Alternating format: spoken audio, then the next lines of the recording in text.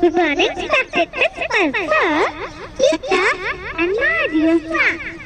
I am Jivisha Tangi from class 1A. We conduct the morning assembly on a very important topic.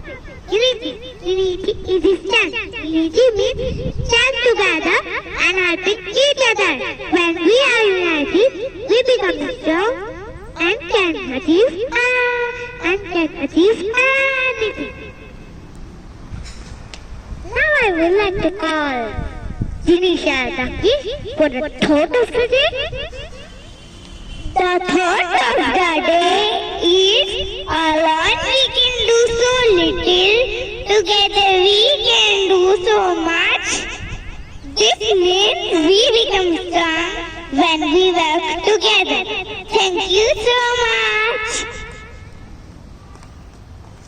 Thank you, everyone. Thank you, Jivisha, for the love